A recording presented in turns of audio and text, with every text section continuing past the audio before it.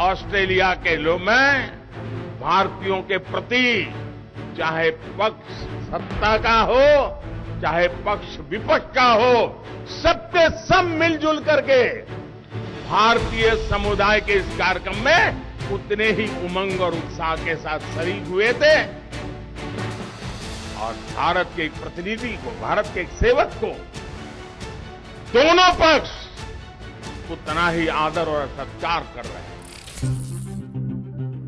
PM Modi विदेश में भारत का डंका बजाकर वापस लौट चुके हैं। जापान में G7 समिट से लेकर पापुआ न्यू गिनी और फिर ऑस्ट्रेलिया तक मोदी ने हर जगह हिंदुस्तान के नाम का डंका बजाया। पीएम मोदी जहां भी गए वहां मोदी का भव्य स्वागत हुआ। मोदी की दुनिया के बड़े नेताओं के साथ मुलाकात की तस्वीरों की खूब चर्चा हो रही है। चीन से लेकर पाकिस्तान तक मोदी की इन तस्वीरों से हिल गए हैं। इस बीच पीएम मोदी भारत लौट चुके हैं। भारत लौटते ही पीएम मोदी का एक अलग ही अंदाज देखने को मिला है।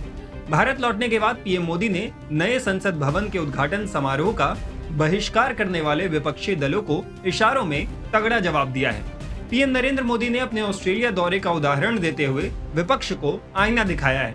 पीएम मोदी आज सुबह ही ऑस्ट्रेलिया के दौरे से भारत लौटे। दिल्ली के पालम एयरपोर्ट के बाहर उन्होंने मौजूद बीजेपी नेताओं और कार्यकर्ताओं को संबोधित भी किया। अपने संबोधन के दौरान ही पीएम ने नए संसद भवन के उद्घाटन का बहिष्कार करने वालों को इशारों में नसीहत दी। इशारों में विपक्ष पर तंज कसते हुए मोदी ने कहा कि भारतीय समुदाय के कार्यक्रम में ऑस्ट्रेलिया के पीएम का आना हम सभी के लिए गौरव की बात है। लेकिन इतना ही नहीं, उस समारोह में ऑस्ट्रेलिया के पूर्व पीएम, विपक्ष के सांसद और सत्ता पक्ष के सांसद सब आए थे। सब मिलजुल कर भारतीय समुदाय के कार्यक्रम में शामिल हुए। पीएम ने ये कहकर कांग्रेस समेत 19 विपक्षी पार्टियों के नेताओं को नसीहत दी कि दुनिया के देशों में किस तरह पक्ष और विपक्ष एक साथ खड़ा दिखाई देता है। प्रधानमंत्री के संसद के नए भवन का उद्घाटन करने की घोषणा पर विपक्ष के नेता हंगामा कर रहे हैं। साथियों, ऑस्ट्रेलिया उसके संबंधों में बहुत उतार चढ़ाव के दिन देखे हैं देश ने, लेकिन वो देश आज भारत को अपना मानता है, भारत को सम्मान से देखता है और वो भारत के भविष्य के साथ अपना भविष्य जोड़ करके देखता है। ये अपने आप में हर भारतीय के लिए बड़े गर्व की बात है।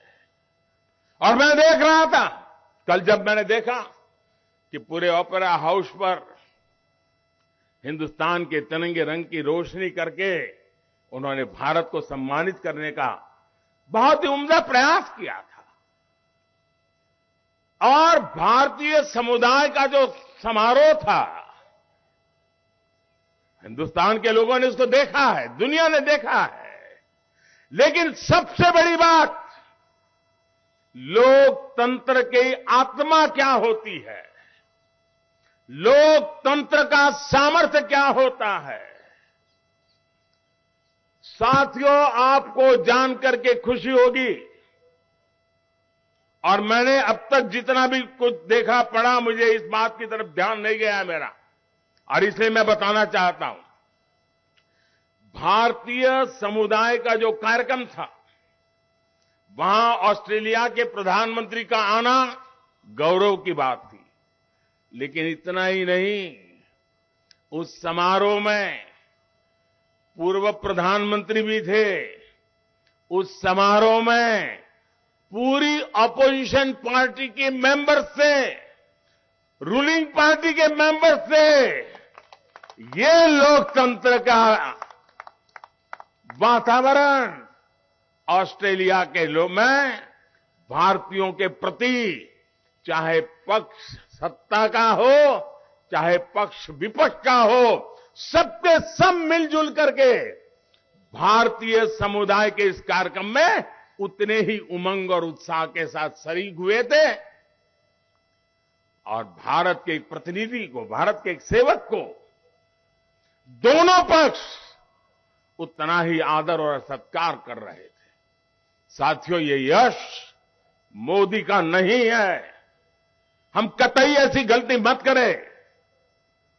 ये यश हिंदुस्तान के पुरुषार्थ का है, 140 करोड़ हिंदुस्तानियों के जज्बे का है दोस्तों।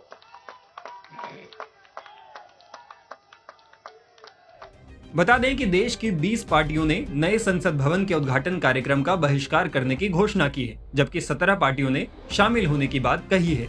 इस पर लोकतंत्र की दुहाई दी जा रही है। कांग्रेस समेत विपक्षी दलों का कहना है कि पीएम नहीं बल्कि राष्ट्रपति को इस भवन का उद्घाटन करना चाहिए। लेकिन पीएम मोदी ने दिल्ली पहुंचते ही माहौल बदल दिया और इशारों ही इशारों में विपक्ष पर बड़ा हमला बोल दिया। टाइम्स नाउ भारत डिजिटल की रिपोर्ट।